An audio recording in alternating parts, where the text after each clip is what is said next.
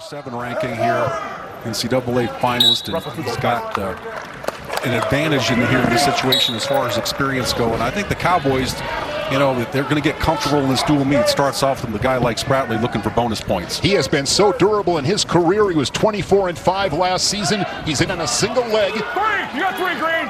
And he's got the takedown. So Spratley, the Cowboy, strikes first. 30 seconds into this first period, he leads it 3-0. Had a great run as the 7th seed. Beat Vincent Robinson 2-1 in the first tiebreaker. Out. Then what? Or lost to Robinson rather in that final. Yeah, Shane, as easy as that first takedown was, I really don't expect him to go ahead and, unless he can capture a wrist right away and look for a till, don't expect him. And he's fully aware of what the responsibility is that he has here for his team as he receives a caution for the quick start. Go ahead.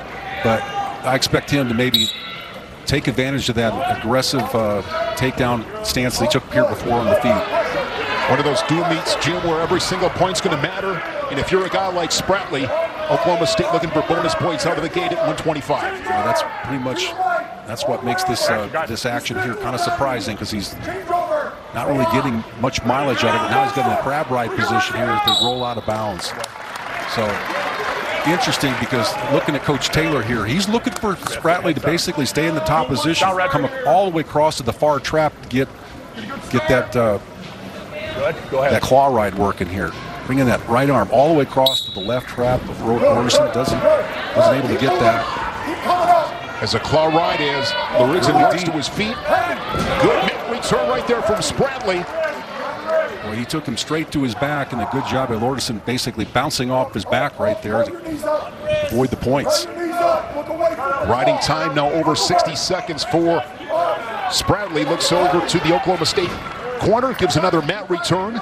Really good communication going on between the Oklahoma State corner and Spratley. Yeah, I think that thought better of basically staying in the top position. So already a minute 24 left in the period. So this is an opportunity for Spratley to basically open up. And what you don't want to do here is get too ear to ear, too close. A lot of shot fakes. Get your hands moving. Get onto your offense here real quickly. And I think Lordson's doing a good job at tying Spratley up right here.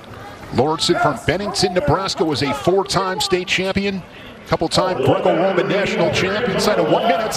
Nice level change and attack by Spratley. Good job of squaring up, though, by Lordson. They go back to a collar tie, ear to ear. This is what so many guys at this weight class have a hard time getting through. You can see that heavy collar tie, ear to ear situation. Guys in every weight class have a hard time getting through that. So this is a time killer. Good job with that. Lordeson coming back into a shot of his own right there. Nice job of getting a quick little angle and reacting to Spratley's first shot. Good counterattack there by the Cornhusker.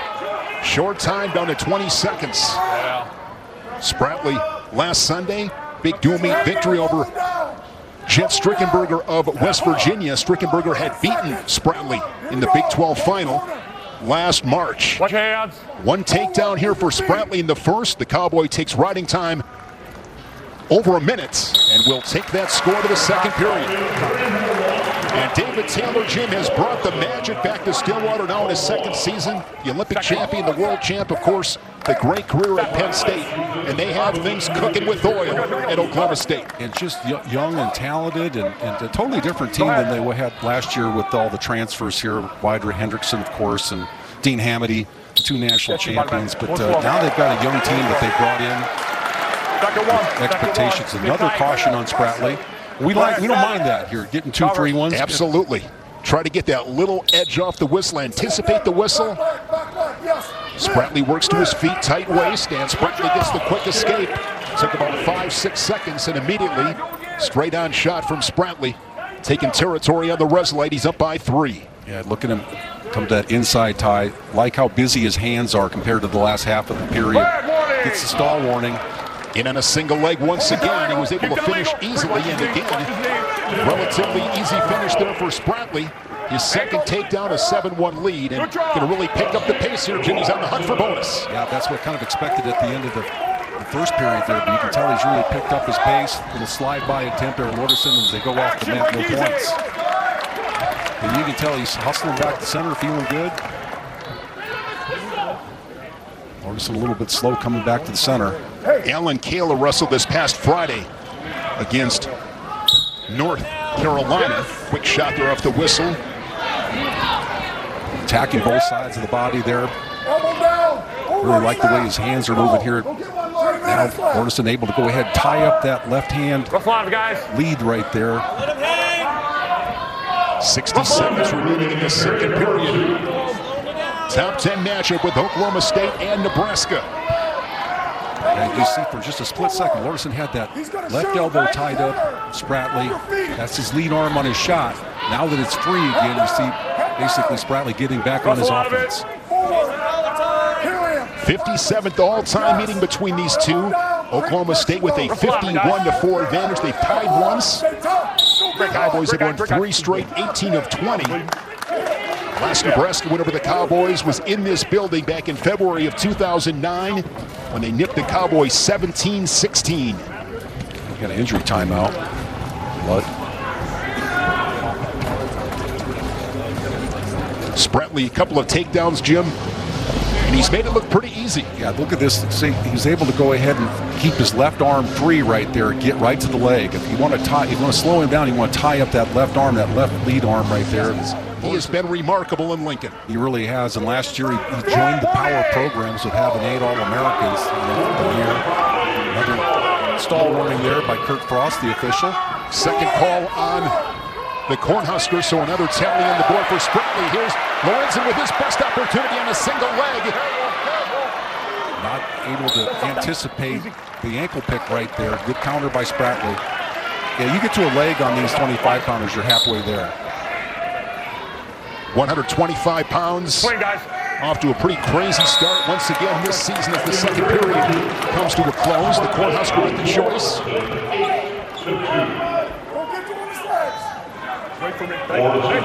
Lorenzen will go on bottom. Vince Robinson ranked #1, the reigning national champion. Luke Lillidahl of Penn State ranked 2nd.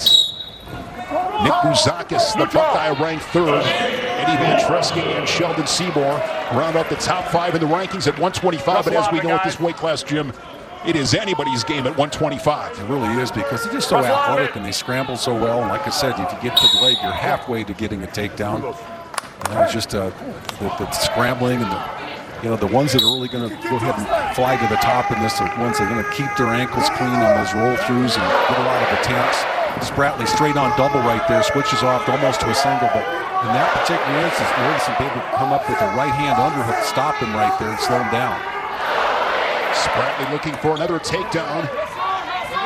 Frank, I'll take it. I'll take it. Got a little bell rung there. Maybe poked in the eye. Yeah. Spratly began his college career at Minnesota. Actually won a dual meet for the Gophers before heading to Stillwater.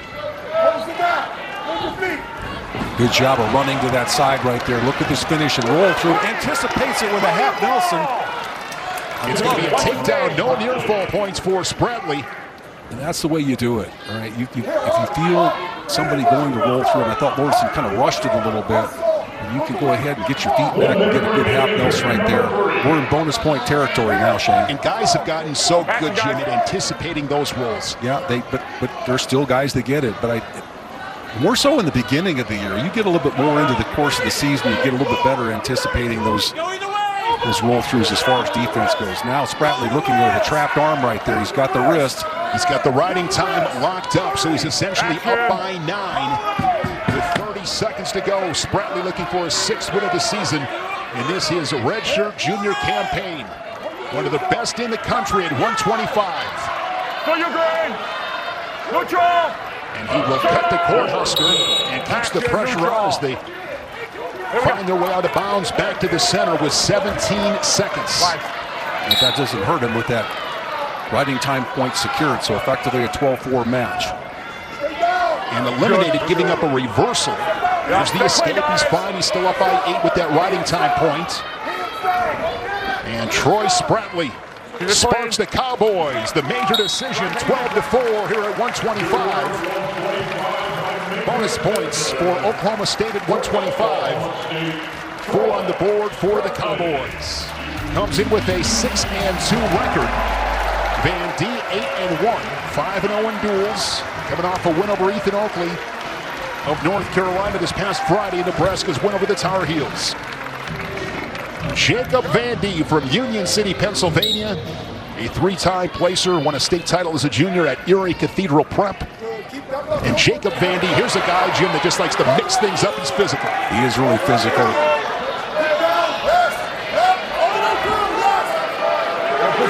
Nice job of coming up through the back door here. Referee looking for a potentially dangerous situation. Now you've got Ramirez improves. Yeah, he improves, but it's locked up in the crotch right there. Van D is really an expert in this position right now. He's cut the corner on him. All right.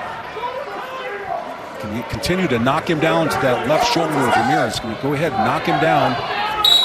The referee's going to call stalemate. So good job by both guys in that situation. Ramirez from Ontario, California, Walnut High School, 3-time finalist, couple-time California state champ. Was a champion at the Cougar Clash at Southern Illinois, Edwardsville. Good, stay into him, good face. These two did not meet in the dual meet between these two 5 weeks ago in Tulsa. Oh, stumble him a little bit, move him. Pressure. No score, 105 into this first period. Good, nice and relaxed. Van D is just one of those, chest down. John Smith used to use the term grippy. You know, he puts his grip on you.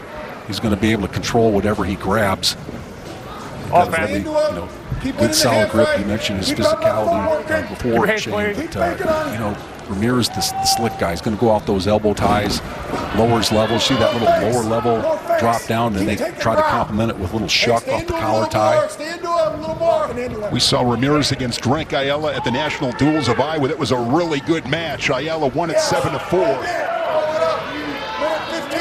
Of course, Richard Figueroa at this weight class as well for Oklahoma State. Wrestle out of it. A national champ done at 125 a couple years back for ASU.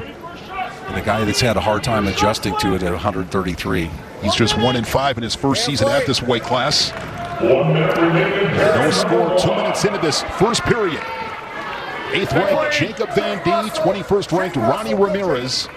Troy Sproutley, a major decision for the Cowboys at 125. They lead at 4-0. We've had over 2 minutes of wrestling, and I usually say, well, they just haven't left the logo, but this Nebraska logo is so huge, But they haven't left the starting position for the down position, so. Wrestle out, guys. Shot by Van D, good slide by attempt from Ramirez. And Ramirez has felt that about 3 times, okay? So it really isn't set up. There's no motion that goes along with it. He's not really getting the step in the bucket. So he ends up getting that feel right there and almost got the slide by. 15 seconds showing on the clock in a scoreless first period. Ronnie Ramirez, one of several young, talented Cowboys. Van D and Ramirez scoreless after 3 minutes.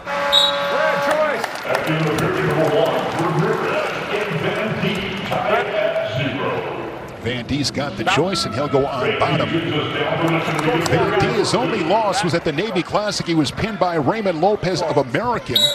Right away. Oh, beautiful, basically sit out and turn. Quick escape by Van D. And he really got his feet out there quick, and a lot of good back pressure. Now drives in on his shot. An opportunity to score, but he's got his arm trapped. So that right arm of Van D is trapped. He's not going to be able to finish it off, and a good job of trapping that. See if he could go ahead and take him back anyway. Didn't feel comfortable with moving further into the technique. Got a stalemate. Van D's had a couple of nice attacks, but Ramirez with the solid defense. And I think you got to be careful with Ramirez. If you push into him too much, you're just going to. He's got that slide by. And in college wrestling now, you've got to have a technique where guys trying to take territory on you. What are you going to do? You can't just back straight off the mat. And that little go behind and shuck action that he has, there are 2 ways that he's able to go ahead and stay in the middle of the mat. Keep them playing. Van D was 19-11 last season, 8th at the Big Tens.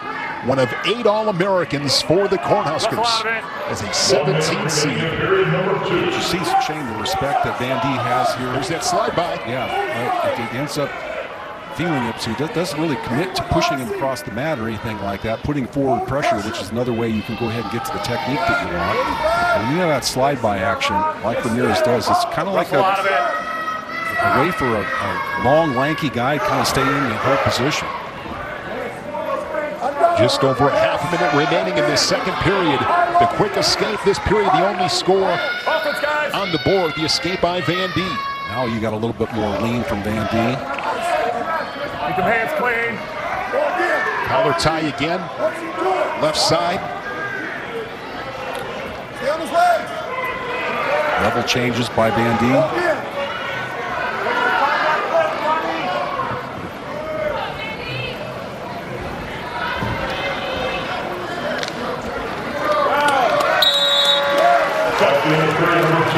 Wrestling fans, use promo code DUAL3 to get 3 months of Big Ten Plus for just $5.99 a month. You'll see the Midland Soldier Salute and the Big Ten Championships, along with other top duels this season. Scan the QR code on the screen or go to BigTenPlus.com and make sure to enter DUAL3 when selecting a monthly pass at checkout to take advantage of this offer. $5.99 a month, Jim, for all that wrestling. That's cheap. We're giving it away. You are.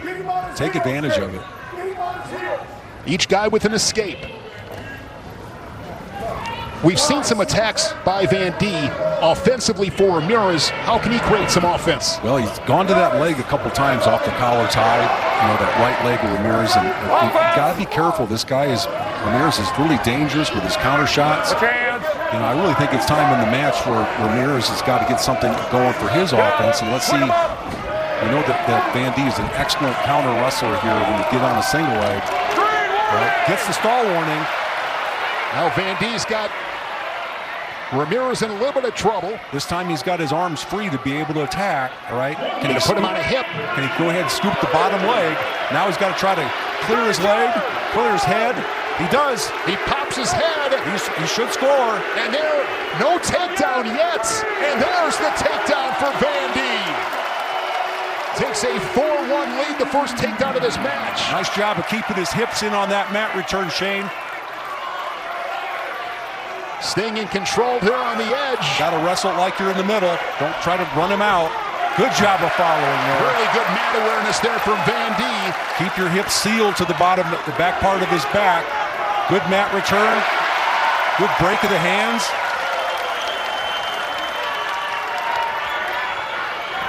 Oh, another great mat return right there.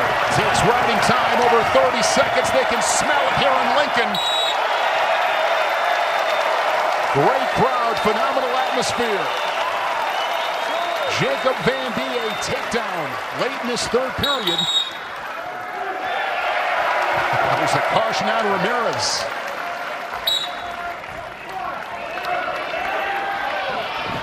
Just running, using his legs. That late takedown, the difference, 4-1. Van D, your winner at 133.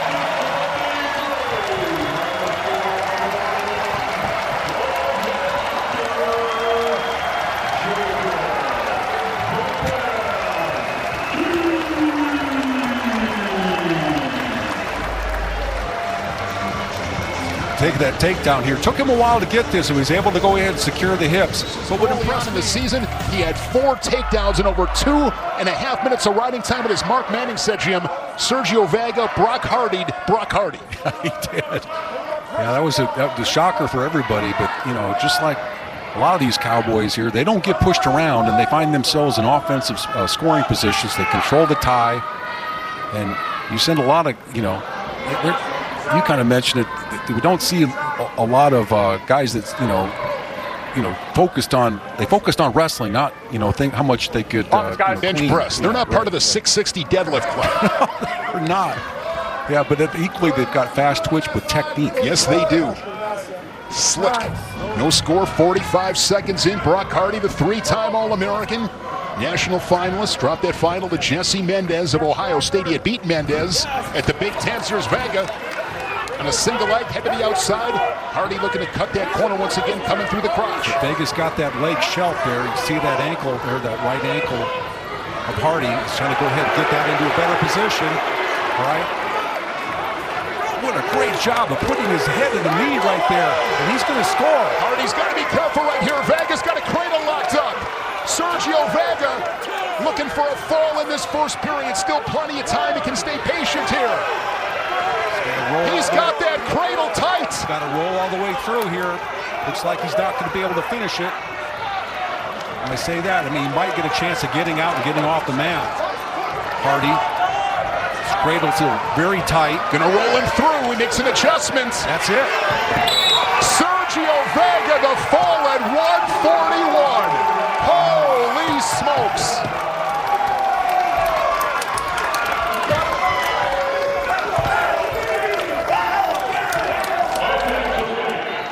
Let's take a look at this action right here where he's got the cradle, he's got the bottom leg scooped up, and right there he's able to go ahead and...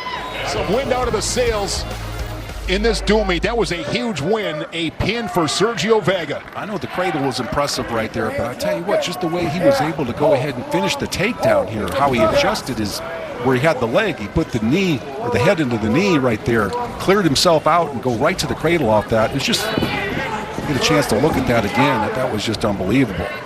He out-Brocked Hardy. Second time this season. So here at 149 pounds, Chance Lamer wrestling in a Nebraska singlet for the first time in his career. He began at Michigan, then went to Cal Poly, and now here in Lincoln from Corvallis, Oregon, four-time Oregon champ, and Casey Swiderski, an All-American a couple of years ago at Iowa State. So a couple of transfers, tussling here at 149. We knew, Jim, coming in, keeping this crowd engaged would be important. And Sergio Vega, you could hear a pin drop in this place right now. At this point, yeah, that's exactly right. But that was just such an impressive technique, series of techniques, and the scramble there and able to get the fall was just unbelievable. Get your hook. At the national duels, Swiderski beat Nikkei Zinkin 7-6. That was his first regular season win in that orange Cowboy singlet. Swiderski was 7th at the national tournament in 2024 after falling in the blood round in 2023. As a true freshman, he was down at 141. Last Sunday, he beat T.J. Langley of West Virginia 8-4. 1:10 remaining in this first period. Casey likes to attack like the left leg right there. He's got a nice little ankle pick on the left leg of Lamer. These guys wrestling pretty high. And of course, Lamer, wasn't eligible till the second semester here. So we have his first action. We're out of him. Swiderski from Michigan, a four-time Michigan champion at Dundee High School, also part of 4 team titles. A lot of heavy hands here in this first period. Both guys wrestling pretty upright. Offense. There's that shot right there, the leg you're talking about, left leg. See, he likes to go drop his elevation, go down to his own left elbow and attack the left leg. Right there, straight on double leg shot. He's able to get his hands locked for a short period of time. Lamer fought that off pretty well. Lamer off to a 10-0 start when the Princeton Open and the Roadrunner Open. The final seconds take away. The first period is in the book.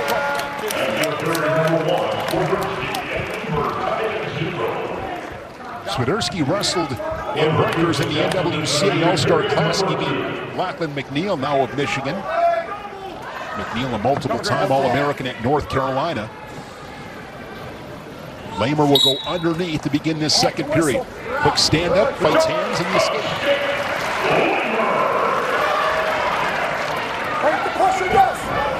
Both these programs really good at teaching their guys how to get out quickly. Good explosive stand-ups, getting to their feet. I'm sure Swiderski would have liked to rode there a little bit longer than what he did because, in the times where he had difficulty in the past is being able to get out from underneath. So 4 seconds of riding time may loom large here later in the match. Lamer twice has been beaten in the blood round.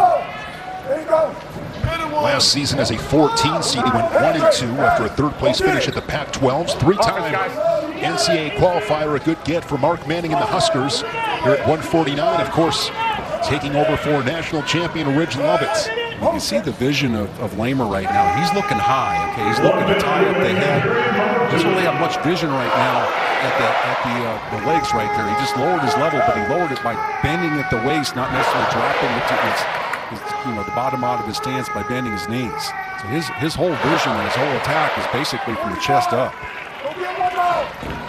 Shot there by Swiderski. He's in a good position to be able to pop the hips in, switch to a double. Labor continues to go. Great defense. Yeah, with the problem with Swiderski in that situation, he popped his hips in, but he froze his feet. You run the guy in that position, and you're able to go ahead and score. No doubt about this one. Yeah, attacking below the knee. Lamer basically standing a little too high. And what's great about this for Swiderski is, he just gave up the escape right there at the end. And he does it, Jim, inside of 15 seconds. Yeah, that's a critical escape there for Lamer. Good work in the bottom position, keeping hope. Now he knows he's got to go ahead and get after a takedown. Here's that Swiderski. Pretty much all come with an eraser here if you can go ahead and turn your season around in February and March. Swiderski with an escape. The Cowboy up by 2. Riding time and on factor. Just over a minute and a half remaining in this third as Lamer with a couple of fakes, picking up his pace a little bit. And he's also lowering his level as far as what he's looking to attack. Right there's a shot. Can't break through the head hands defense of Swiderski. Got to keep the activity up. Nice answering shot by Swiderski. Getting close to the edge. Double unders there by Swiderski, and that will get a stall call on Lamer. Lamer ranked 5th in the nation. Swiderski 17th here at 149.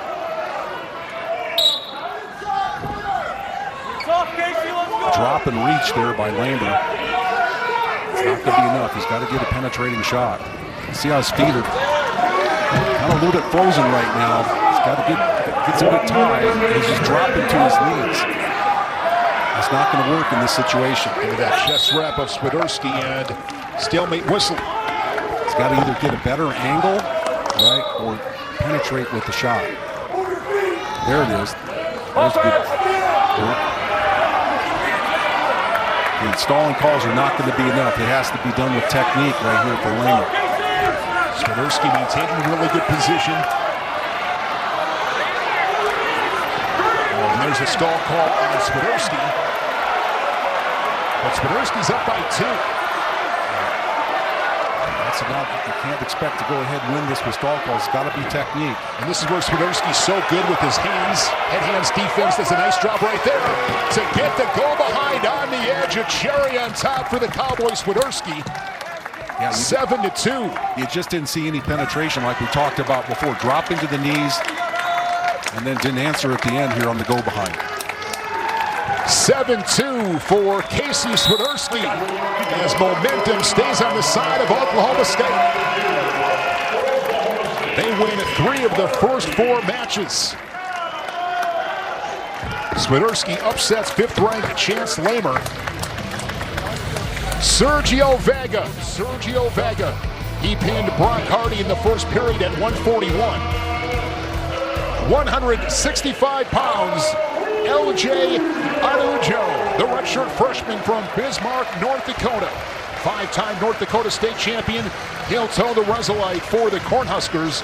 And Ladarian D. Lockett.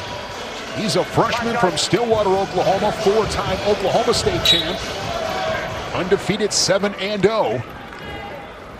Had a huge win at the national duels over Mikey Caliendo of Iowa. Late takedown. He beat the Hawkeyes 7-3.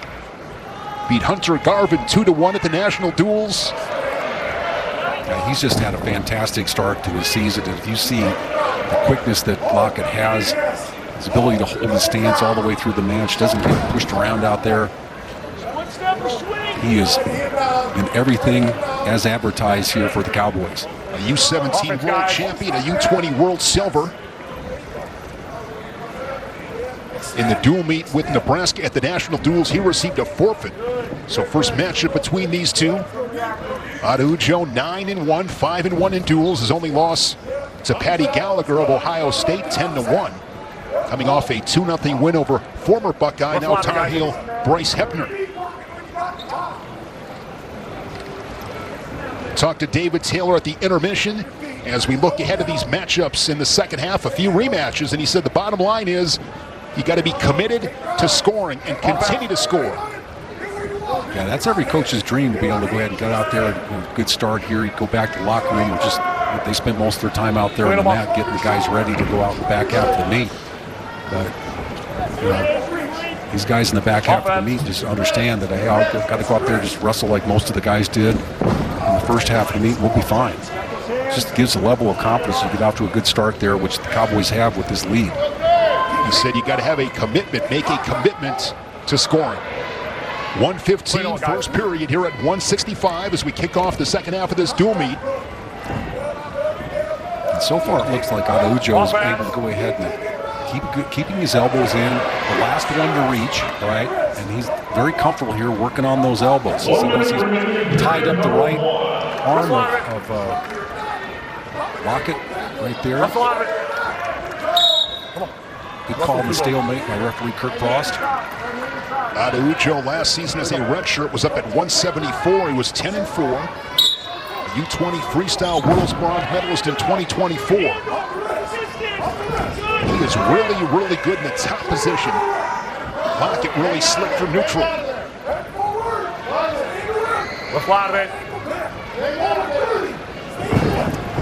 And understanding that, I think Araujo's, you know, this is a good period if he can hold Lockett down and tie score going into the second period.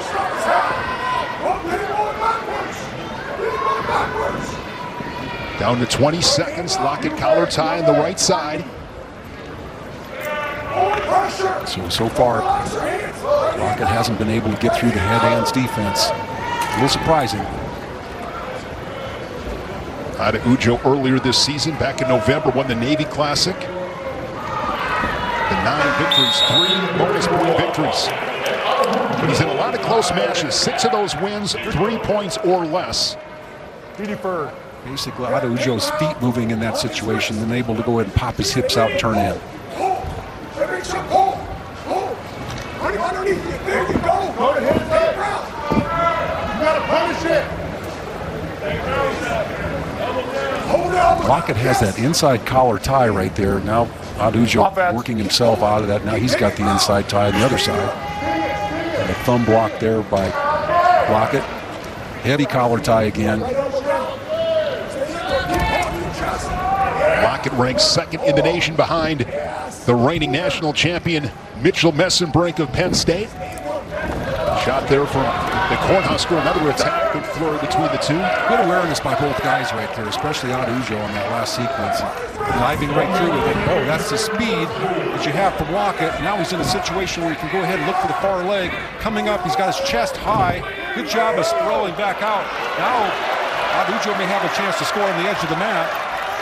He's got Lockett extended underneath, and we're back to the center. Really good defense from the Cornhusker. There's the flurry we were looking for.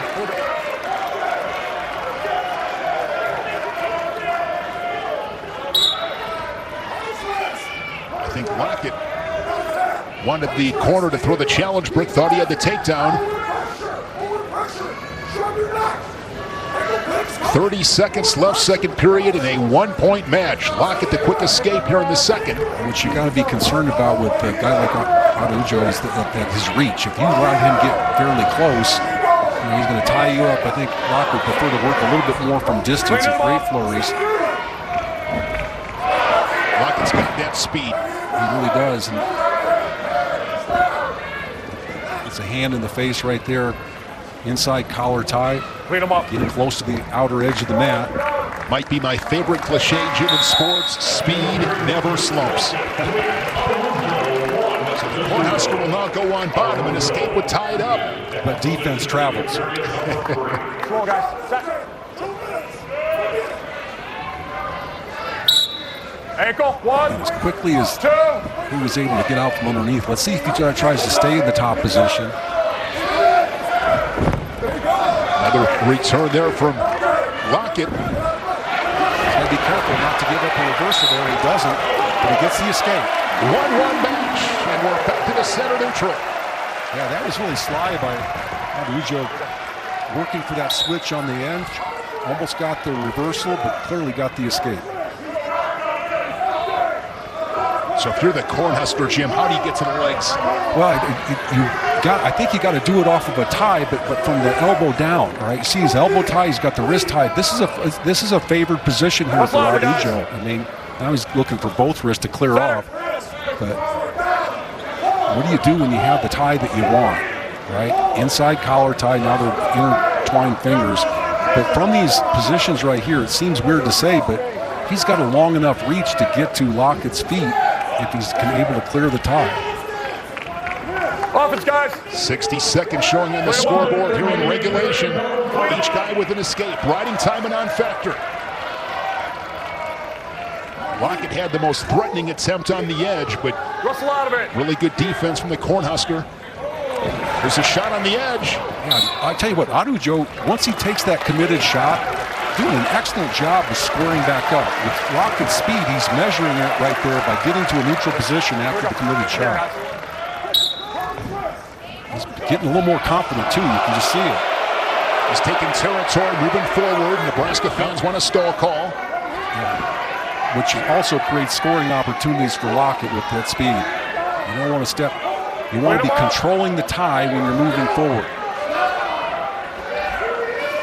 Clean up, guys. Right there, the fingers are clasped right now. It looks like, yeah, they'll break through to that. Lockett down on 2 knees, moving forward. And on his hands. Adujo's got to be careful right there with how you get to the tie. And we are going to sudden victory. Wow. That was even close. Back-to-back matches in overtime. We saw Antrell Taylor victorious at 157. 2 minutes on the clock here with Adujo and Lockett. Now you can see where, again, Adujo has picked up his pace a little bit, thinking he might have a path to victory by going ahead and just controlling the ties. Referee's got to get these fingers clasped stopped. Got to be aware of what's going on there with both athletes. Oklahoma State leading at 13-6. The Cornhuskers need this one. A win here would put them right back into this dual meet. Right there, the clasping there. Inside ties. A lot of fakes there by the Cornhusker. Lockett's got to be careful not to back off the mat. There's an underhook. The crowd is doing their part to try to go ahead and give him a little bit of momentum. Now he dives in on a shot. He's on a leg. He's got his hands locked. Very tight right there. And now he's got all the way out to the ankle. He dives out, comes back. Now trying to cut the corner.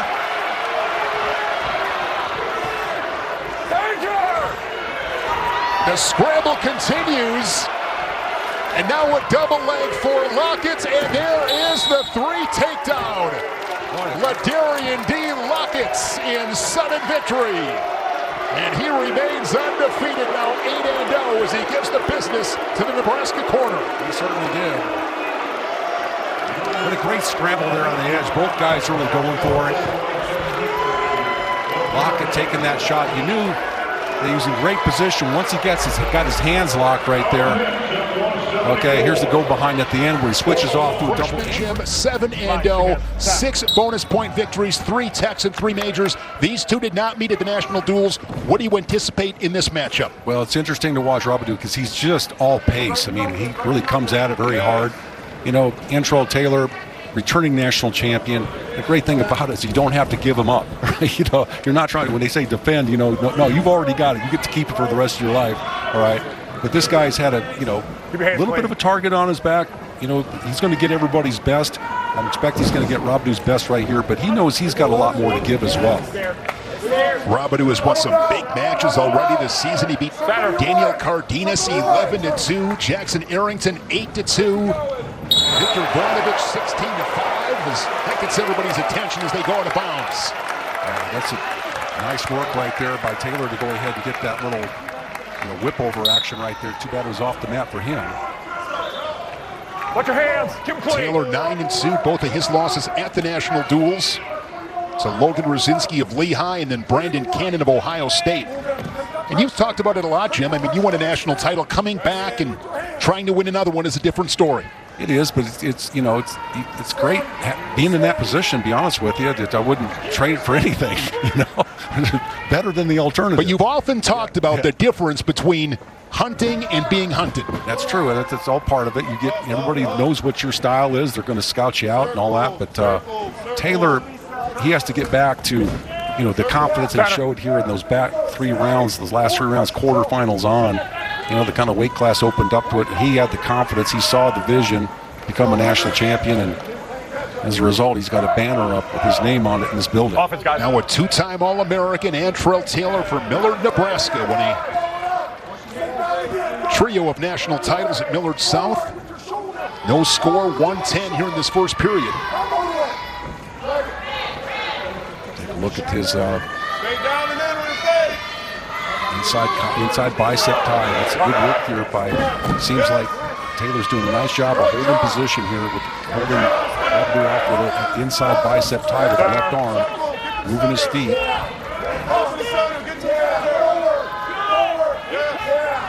They drift back center of the mat with 40 seconds to go in this first period. Taylor was 27-4 last season, won the Cliff Keen. He was 4th at Big Tens, was the 3 seed. Offense, guys. Beat Meyer Shapiro of Cornell 7-2 in the semis, and then Joey Blaze 4-2 in the final of that national championship match. Blaze had beat him for 3rd place at the Big Tens a couple weeks previous. Inside of 20 seconds, shot there by Rabidou. Center.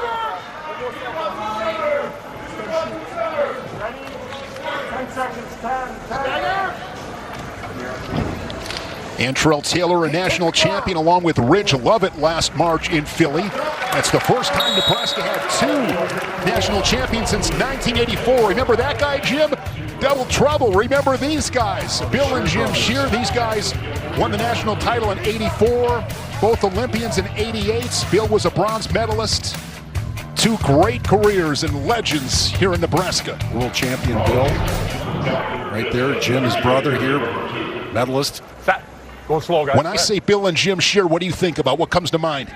I think it's Stan Desick, okay, the guy that spent a lot of time with those guys, all right, as they advanced in their wrestling. And, Stan was a guy that was a world champion himself, and he just brought that type of confidence to those Shear boys, and they really did a great job.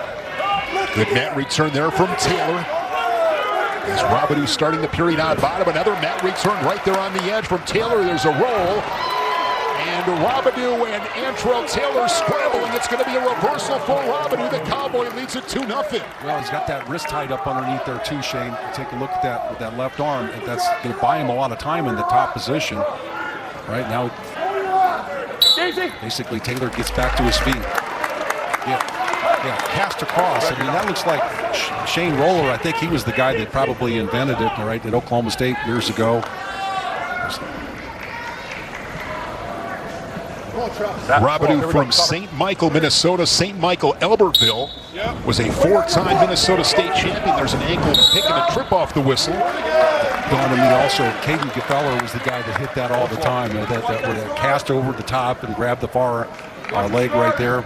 Moved it, kind of stayed in the Oklahoma State wrestling room. They're transferring it to the new guys. Ankle, 1. Off the start right there. St. Michael, Albertville. You think about the Thorns and Mike, David, and Tommy. Golden Gophers who wrestled at St. Michael, Albertville. Really good program. Well, it tells you that you've been spending any time in the wrestling room with the Thorn brothers, you're going to know how to be able to control a guy from the top position. And this is really critical. Not only he's eliminated basically Taylor's riding time, but he's also tiring him out a little bit here with staying with him. Now, Taylor's explosive. It's really important that he answers the call here, so it just makes it look like an escape. So I think that was a call from the Oklahoma State corner right there. Not to stay with that, just let him up. 50 seconds, second period. A reversal for Rabidou. Taylor on the board with an escape. Rabidou will have the choice in the third. Again, 35. Extend. Trust it. With your right hand. Ear to ear, half a minute remaining in the period. Roll it 1 time. Both guys settling for kind of a square position right now. Shoulders, hands aren't very busy. That's why when you go ahead and make that final move, you can't really get to it. Rabidou's a little bit more activity. 3 different attempts right there. Now a whip over position potentially. Gives us a 2-2 match. Here we go. Here we go. Oklahoma State corner looking for they're right in front of us here. They're looking for a little push-out situation there where they get the stall warning on Antrell Taylor. I think they feel comfortable on their feet with their guy basically doing a great job of stalking and taking a little bit more space. And if you're Taylor, you want to try to maybe, get some fakes off, maybe get to a slight corner and drop below the knee if it's possible. I think I misspoke before, Jim. It was Robidoux who went down in the second period. Taylor had choice in the third, and he just went on bottom and got the escape. Reversal, escape.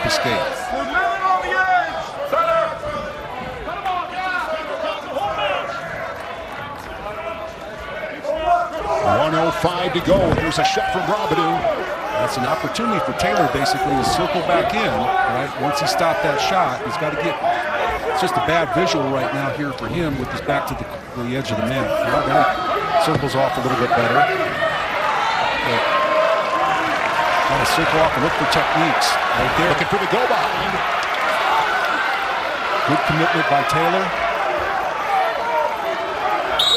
Catch it. Here we go.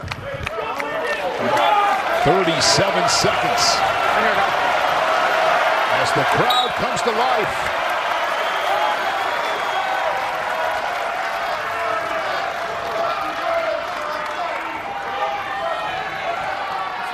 Collar ties. Offense, guys. 20 seconds in regulation. Doesn't look like either eye's going to work for it here. We'll see what happens in the last 15. Half shot there from the court, Husker. Both guys down on the knee. Robidoux comes back to both feet. 7 minutes, not enough time to decide this one at 1:57. Sudden victory, 2 minutes on the clock.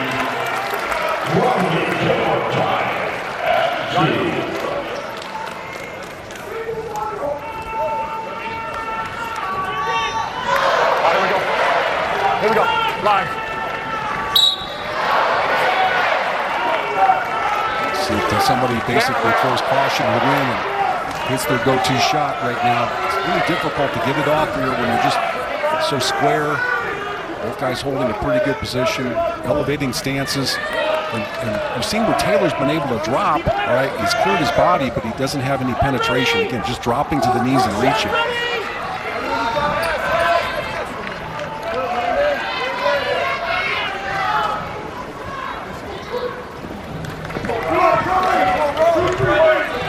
There it is, right there from Taylor, but counter shot by Robidoux. This is good wrestling here. We've seen that from Robidoux a couple of times on those counterattacks.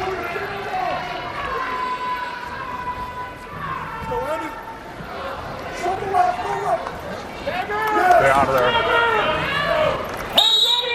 No more. Come on. Potentially dangerous call on the Here we go. hands of the face there. 60 seconds left here in sudden victory. See the fingers tied up there with both athletes.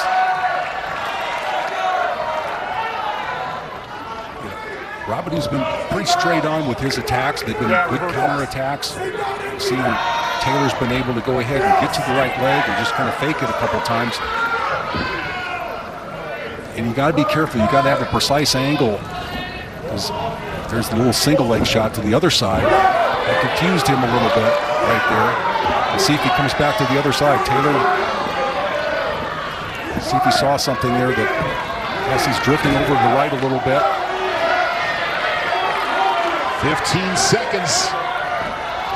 Next point wins.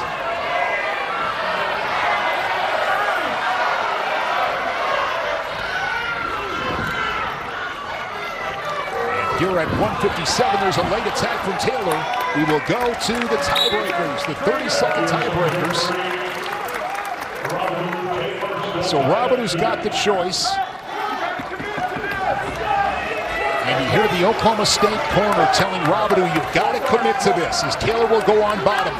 Yeah, and you saw where the staff kind of called him off of that before and went for the intentional release. I'm just Slow, here we go. pretty confident that Robidoux stops that first move. He's got a shot. But Taylor's just really explosive. Look at that quickly.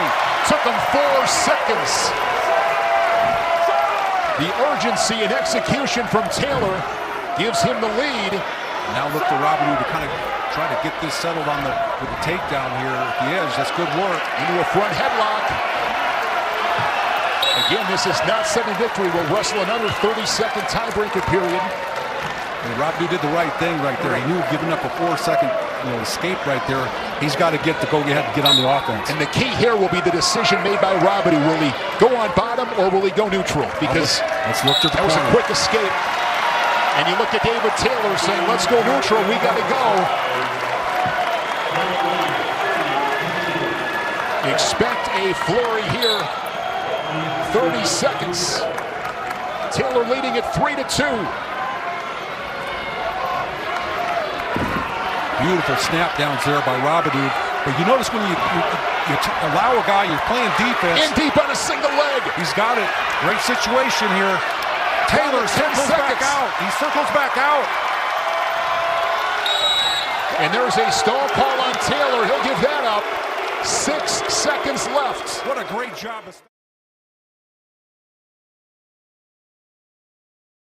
In the 30-second tiebreakers, Antrell Taylor getting that quick escape, Jim, so big.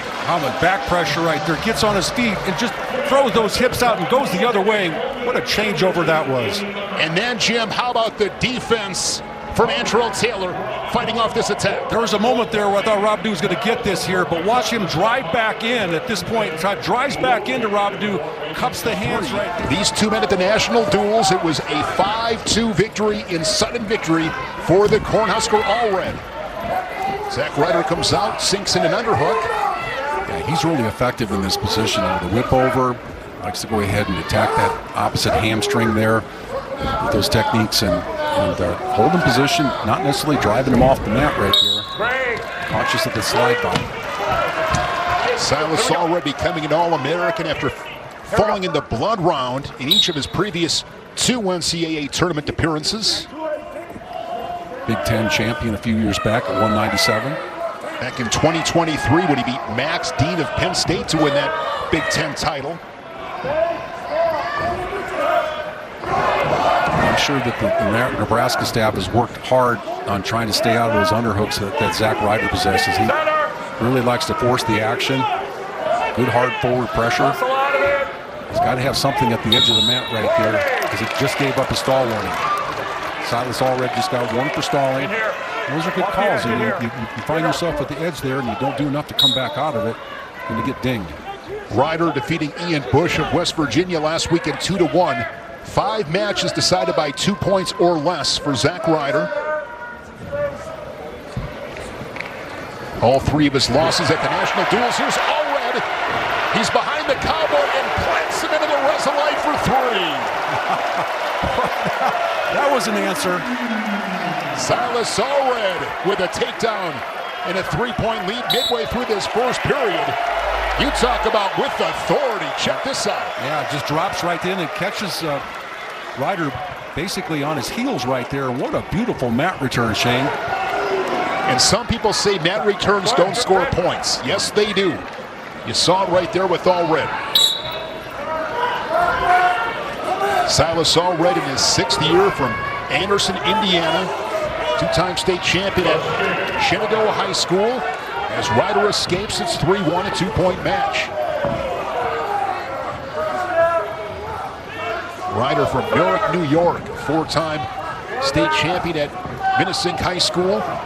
2-time U17 World Bronze, U20 World Silver.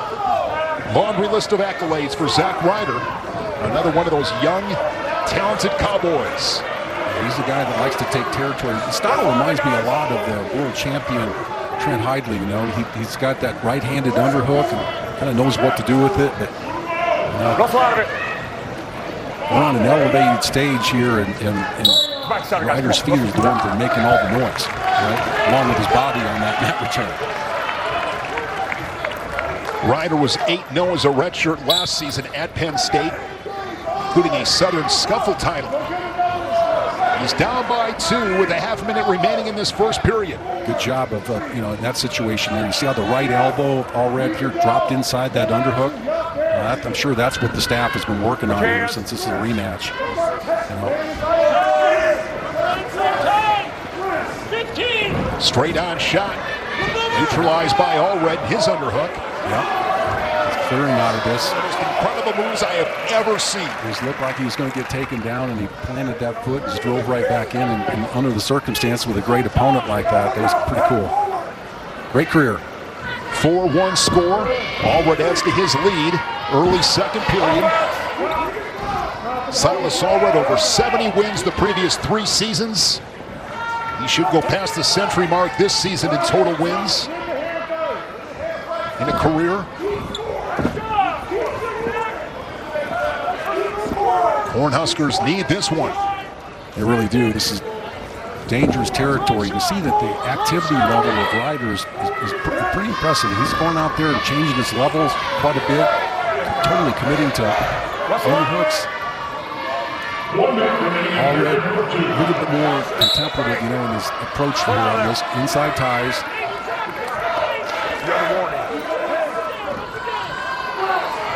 Oklahoma State corner telling Ryder to keep that pace. But you notice Shady's not getting into his ties as quickly here. Allred's responded pretty well. Now he's got the inside tie and elbow tie. Now they clear. Allred's a little bit quicker to the tie that he would like. Working off that elbow right there. Not getting pushed around as much. Ryder looking for those underhooks. I'll switch up. Almost had something working there.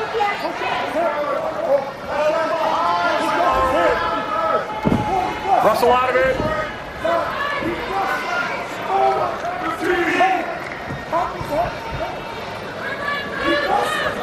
Rustle out of it, guys. Good work here at the end. Holding position. Counter shot there by Allred. They exchange attacks to close the second period. The Big Show delivers highlights, post-game interviews, and complete analysis. It's tonight at 10 Eastern, 7 Pacific, right here on the Big Ten Network and the Fox Sports app. Big day of basketball. You and I were able to spend a little bit of time with Nebraska head coach Fred Hoiberg. Those Huskers are red hot. He's my guy. Aims high, all right? So, same high school. Love me some Freddie. He could feel it. Yeah. Ryder gets the escape. 4-2 match. Allred has been hit for stalling one time. Another tight one. Again, Allred, 5-2 and sudden victory. Mid-November in Tulsa at the National Duels. Remember, Allred's been hit for stalling at this edge right now. He's in the same spot. Shot there from Ryder, but again into the underhook of Allred.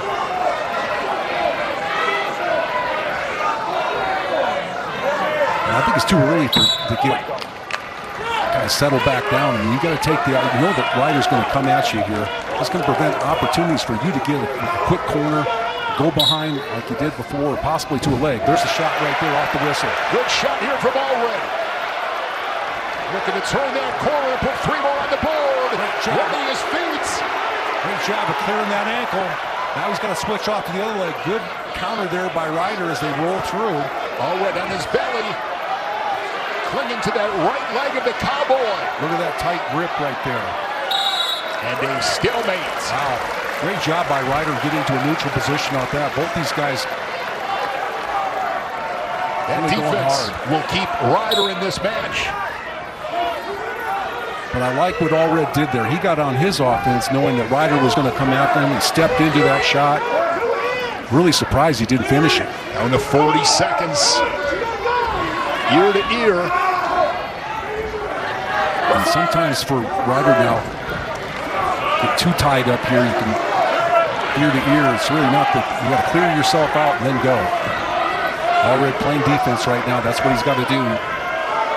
Even though he's given up a warning, he can give another one. Double leg attempt once again. It's another rematch from the National Duels in Tulsa. Coney Merrill and Camden McDaniel. It was 2-1 in the tiebreaker for the Cowboy. Merrill has only lost to Mo and Dean of Iowa 4-3.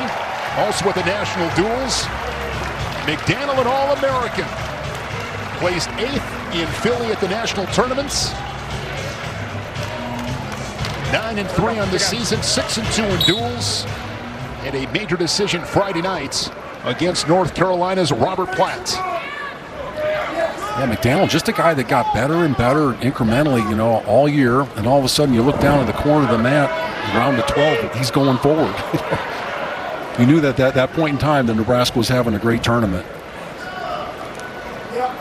If Merrill wins this match, it'll put the W on ice for the Cowboys. If McDaniel is able to win, it'll come down to former teammates Ferrari and Doucette at heavyweight. When they wrestled in Tulsa, it was 1-1.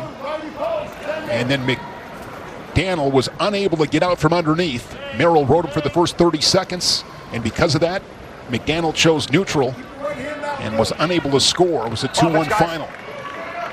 So expect another pretty hard-fought match here at 197. Probably pretty similar, I would assume, Jim, to what we saw at 184. Yeah, definitely. Just these guys, they know what's at stake.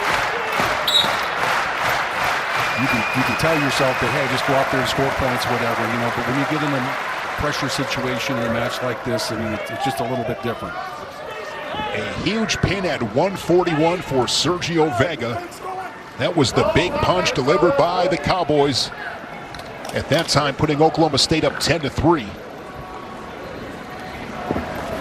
Offense. Nebraska has never led. Been down by as many as 10 on a couple occasions. Shane, I've really been impressed with the Cowboys. They're holding position in the center of the mat. They don't get pushed around. They understand their ties. They understand the motion that they can go ahead and achieve to get out of those tough situations and get all cleaned up and ear to ear. Nice job of elbow pass there by Merrill. Still scoreless as 2 minutes have passed in the opening period. McDaniel was 23-14 last season, 5th at the Big Tens.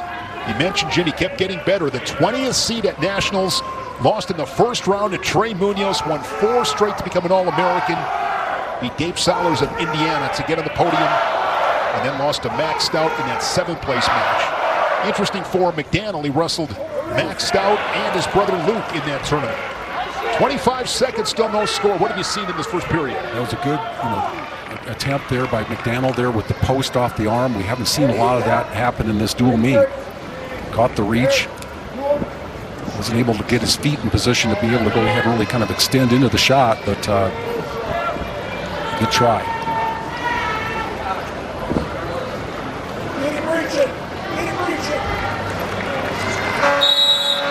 Scoreless first period. 5-0.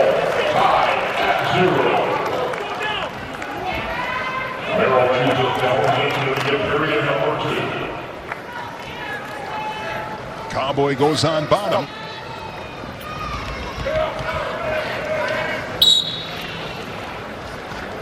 Just quad pod stand up there and hand fight. Not really contested by McDaniel. No attempt for a mat return.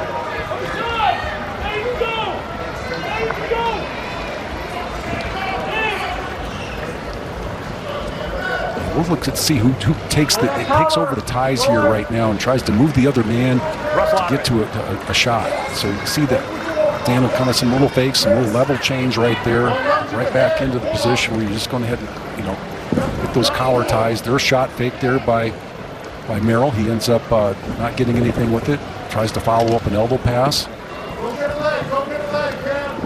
Merrill from Gilroy, California. Wrestled for Daniel Cormier, won a couple of state titles. U17 World Bronze in Greco. 3 times a champion in Fargo in freestyle. He leads it 1-0. 60 seconds remaining. Here's McDaniel. Momentarily at his hands locked on a single leg, attacking that left leg. Goes back to collar ties. He's getting a good job of doing the reaching, but just needs about a foot more of penetration and be in a better spot to finish. But really what it's going to come down to, and I think doing that, you kind of get a little bit less push from Merrill into your body. Offense.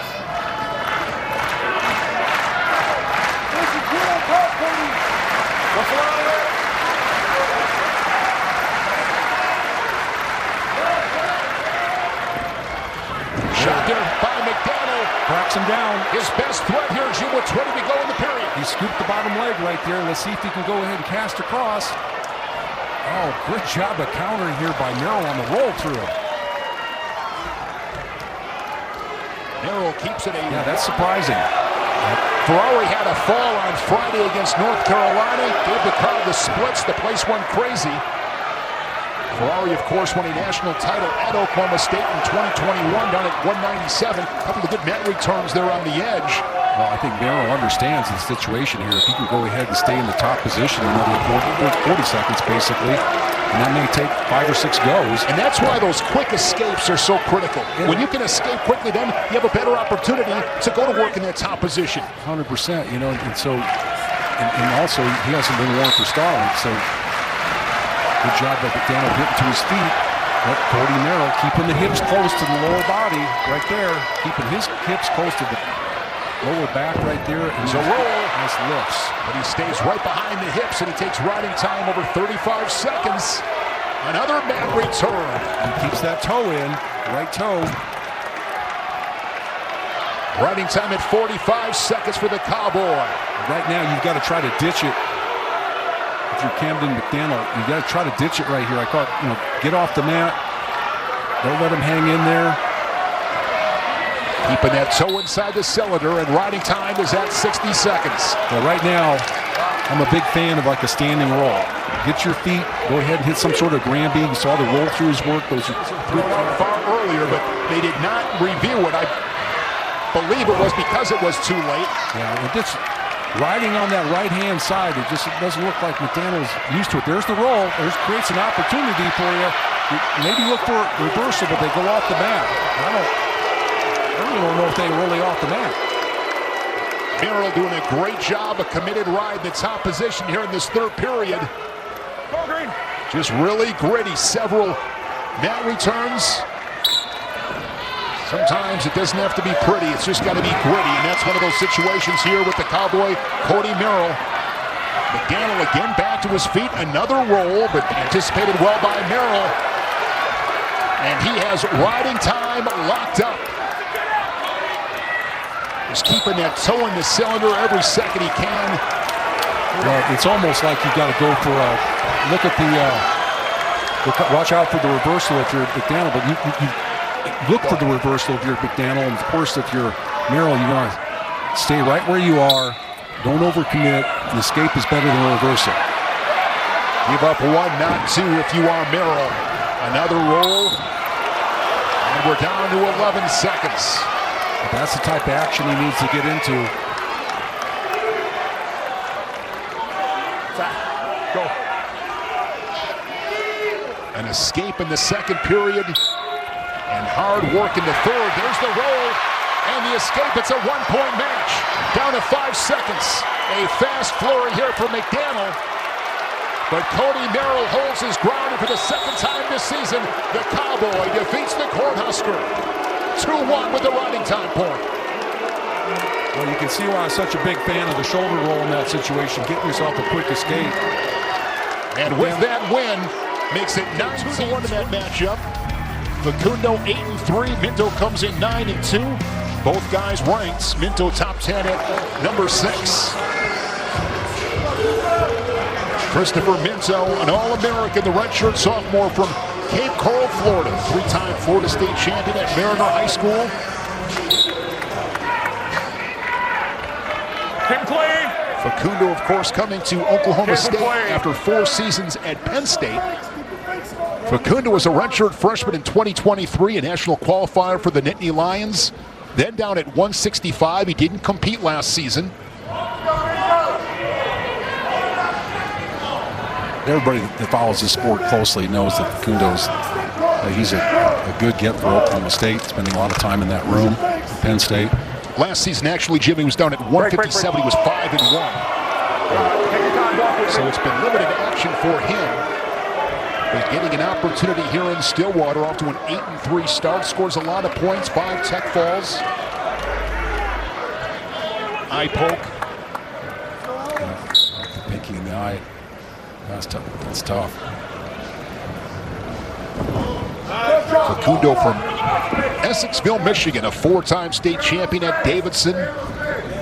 two-time Cadet World Team member, and won the Dave Schultz High School Excellence Award in 2021. No score, 60 seconds into this first period. Half shot there from Minto. 7 bonus point victories on the season for the Cornhusker. His other loss to Carson Harchla, that was a 5-1 defeat to the Buckeye. Yeah, inside collar ties there, inside bicep tie as well. Got a little slight angle right to that action. The one thing I like about Minto is that when he forces the upper body ties. He got something he likes right there. Collar tie, underhook. He's going to move his hips forward, try to take some territory from him. If you push back, something big's happening. Minto up to 174. He was 4th at the NCAA's last March in Philly, down at 165. He was 24-7. 8th at the Big Tens. He's up to 174. Lenny Pinto, of course, over to Piscataway Wrestling at Rutgers. Nebraska's made some shifts these past couple of seasons in their lineup with the weight classes. Yeah, for a while there, they brought everybody down. All Red and Pinto, and they moved everybody down, and now Pinto seems to go in the other direction. I think he looks good at this weight class.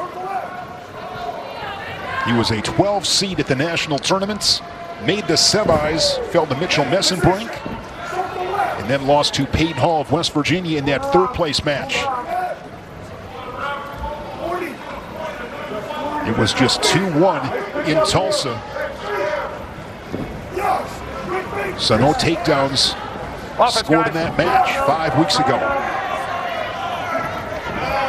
Underhook left side there by the Cornhusker, trying to bring Facundo up in his stance. There's the drive forward, have the type of relax. Beautiful fireman's carry, left-handed. Facundo with the fireman's carry. No takedown yet. And now he's dropping to the crook of the knee right there. Elbow deep with that bottom leg. He can continue to elevate the bottom leg, and notice how he's keeping weight. Neutral danger situation for Minto. Minto able to roll through. Take a little bit of elevation. Short time. Wow. Fireman's carry. You talk about being in deep. How do you stay out of this? Right there. Boom. This looks like Jack's Force right there. And Minto, for a second there, Jim, I thought it was going to be 3 takedown and near fall, but it stayed 0-0. But he was in deep. Great position, exactly. Good. Slow. So the Cowboy goes underneath here in the second period. Up on that far trap right there. Tries to get the far arm. Claw ride from Minto. Facundo to his feet. And mat return. Brought back up for Facundo. What's he going to do on the next mat return here? You just can't let him go ahead and get your arms a little bit high right there. His hips are high. This situation was an advantage for Facundo to go ahead and drop and get out. Skipped away for the escape. 24 seconds of riding time built up by Minto. And sometimes when something like that happens to you, Shane, where you get out of a fireman's carry like that, you're almost taken to your back. You get that escape, and you just kind of got to exhale for a second because, man, you really dodged your bullet. Yes, he did. Early November, Minto earning his 2nd Navy Classic championship. Offense, guys. And you see less forward pressure here by Minto.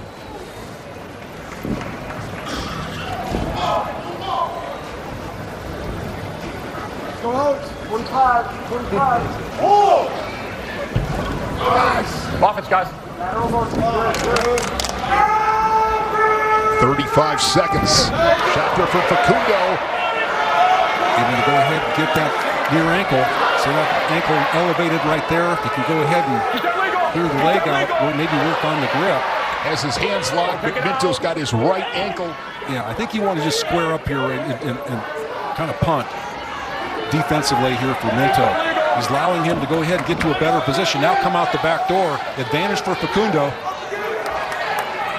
Short time in this period. Needs a takedown to tie it. Riding time and on factor. The late takedown.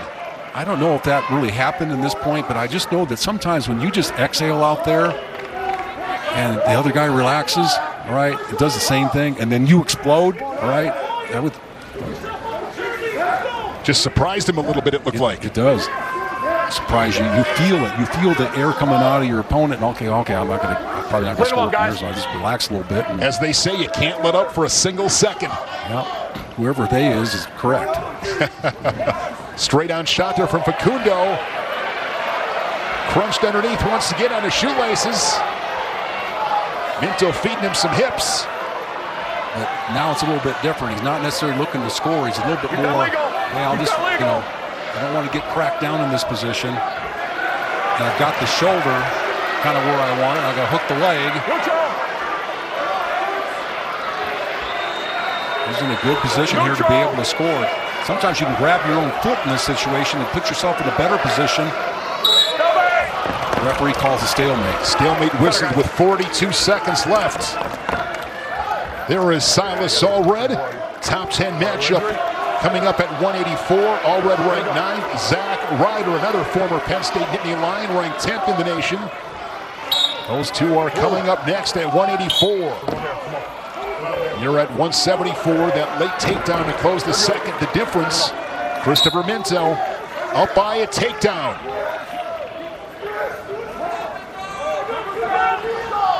Trying to keep hope alive for Nebraska. The candle is dim. Keep him clean. Down to 20 seconds. Minto has not been hit with stalling as Facundo works off an underhook on the right side. He's doing exactly that, Shane. He's working off an over and under. The edge of the mat is his friend right here. Minto circles back in.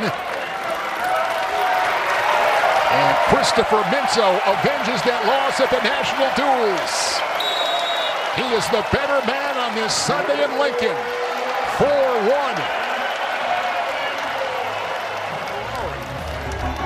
It's Cade Ziola from Omaha, Nebraska. Was a 3-time Nebraska Class B state champ, 4-time finalist, Fargo national finalist as well. From Comanche, Oklahoma. He's a 4-time Oklahoma State champ. In his 6th year, a 2-time national qualifier, onto a 7-1 start. His only loss was at the national duels to A.J. Ferrari, his former teammate. 2-1 score. And he's a great story, Jim. Just perseverance, sticking with it. Redshirting in 2021. In 2022, Luke Serber bumped up to heavyweight, so he wrestled in tournaments, no duels. Got an opportunity in 2023, made the national tournaments. 2024, he built on that, made the round of 16, and then, hey, got a new teammate. Wyatt Hendrickson is here. Of course, he wins the national title, but Doucette, last season 5-0, did wrestle in 1 duel. And as they say in Stillwater, he is back in the saddle again here at 285. Off to a nice start. I imagine for Doucette, though, that was a positive experience being Wyatt Hendrickson. For sure. Got better at wrestling. Yeah, he got better at wrestling. He was there for it, and saw that magnificent performance in the NCAA finals, winning the Hodge Trophy and all that, and just helping maybe him create a belief system in himself. And Shane and I talked to Coach Taylor. He was really happy with the way he was developing and how much offensive technique that he was trying to hit out there, and it makes a difference. He said at this stage of the game, and this, Jim, being a coach, you got a guy that's in his 6th year. I mean, hard to teach a dog new tricks. And he said Doucette's really opened things up offensively. Used to be kind of a joke, his lack of offense, but he's gotten a lot better. Made some big leaps late in his career. Had a pin last weekend against West Virginia, his last time on the mat.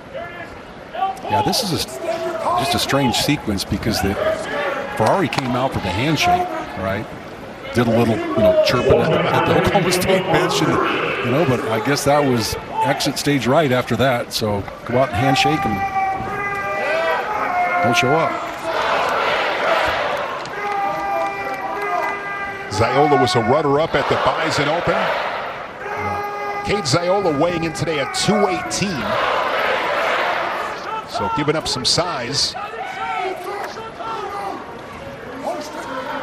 No score, 30 seconds left in this first period.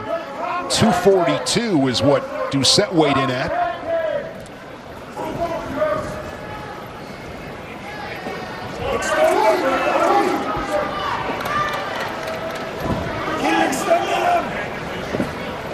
Good job, Connor. At least you should try. What, the splits? No, the hair. No. Yeah, don't try the splits. Yeah. Ferrari rocking the lettuce. The splits was Back in the center. never part of my repertoire, Shano. Action in the center. Got that pin on Friday and did the splits. That is some good lettuce. The energy that young man has is just amazing. Yeah, just This is his third stop. He gained at Oklahoma State. Last year was at Cal State Bakersfield, finished third. We'll come back to the center with 1:26 riding time at 34 seconds for Connor Doucette. Look at heavyweight rankings. Younger Bastida of Iowa State ranked #1, and it's Isaac Trumbull, Nick Feldman, AJ Ferrari, and Ben Keeter. Doucette staying with the top wrestling here, which probably a good situation. Got a 30-pound advantage on Ziola. Good job of moving their feet. The Nebraska crowd is basically on them. They're going to look for a locked hands call. So the officials will send the wrestlers back to their respective corners, and the officials can review anything at their discretion. So they are going to look and see if there was a locked hands on Connor Doucette.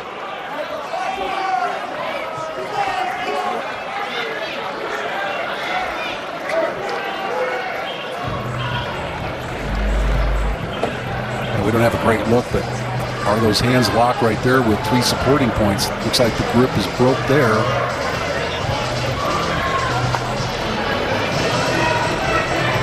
Yeah. Right there. No, they're overlapped. They're not overlapped. I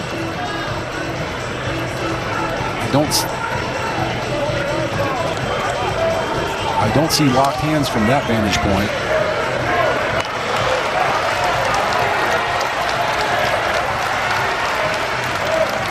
And if there is locked hands, they would then also make an adjustment to the riding time clock. As riding time stops, Yeah, they go back in time. oh, they called it was locked hands, so it's a point to Ziola.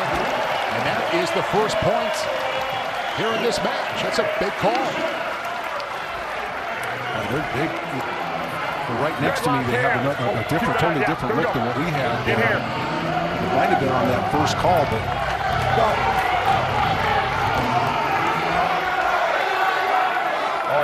Ziola's You're right. You're right. Boyd has given up a takedown in this match so far. Now we're going to get another stoppage. Just adjusting the clock, making sure, again, everything is correct. As I mentioned before, the riding time clock stops when the locked hands call is made. So I believe that's going to be 3 seconds taken off the clock, 51 seconds down to 48 seconds of riding time. 1:09 remaining in the period as Ziola goes back out on bottom. Quick stand above the whistle. His feet one more time. Again, giving up some weight. There's another locked hands. The second locked hands as the brick comes flying in from the Oklahoma State corner.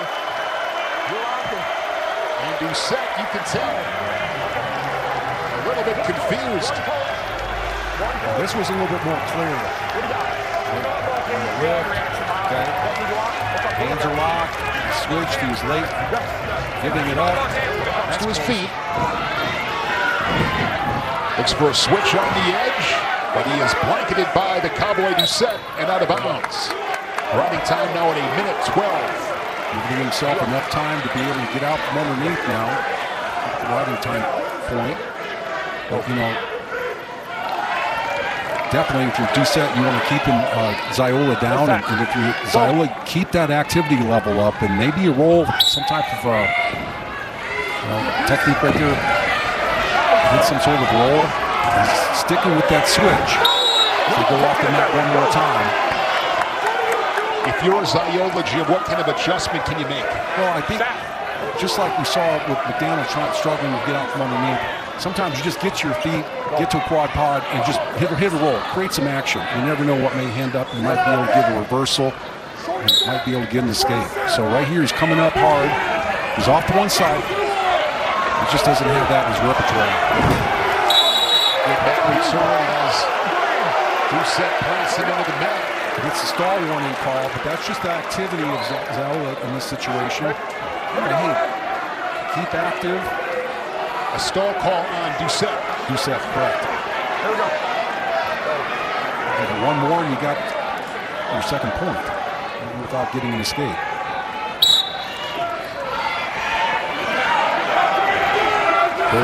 There's that roll from Zaola. Nice job of following that, but you know what? You're just creating a scoring opportunity, a scramble that wasn't there before.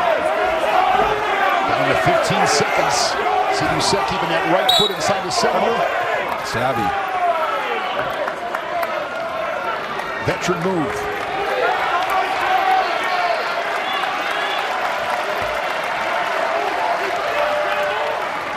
About 12 seconds. You work on these all the time. 15-second escapes. Yeah. Hold on. Red. Stay still for me. Caution. Stay still for me. Stay set. Okay, go ahead. Oklahoma State, so much history. 492 All-American honors. They might go to 500 this March in Cleveland. Inside of 10 seconds. And Connor Doucette able to run. Doucette with the riding time.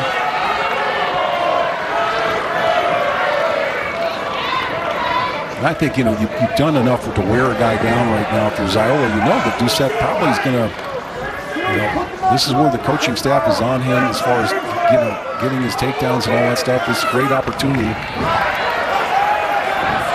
Here's Doucette.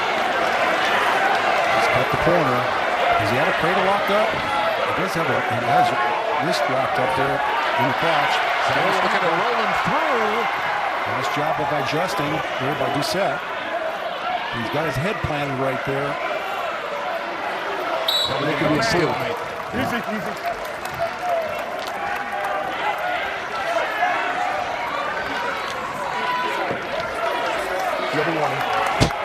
You can tell that the Oklahoma State corner wants Doucette to come into a hard collar and not necessarily asking for the shot or the points or anything like that. Let's just take your victory and get on the bus.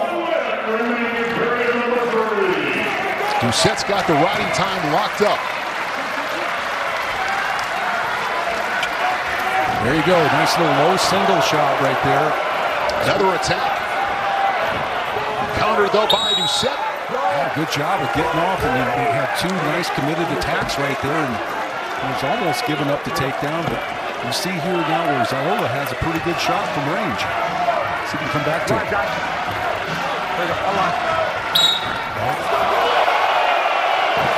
Jumped the gun there.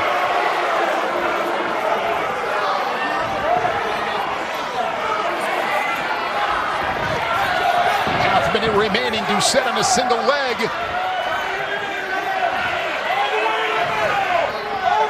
Right there on the edge, right there. Doesn't want it. Oklahoma State corner saying all the way to the middle.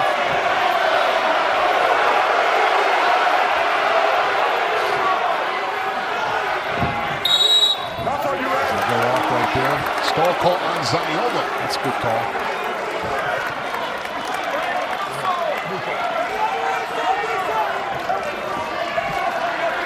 USC and UC Santa Barbara underway. 2.5 minutes into that game. We'll be sending you there after the conclusion of this match at heavyweight. And with the riding time points to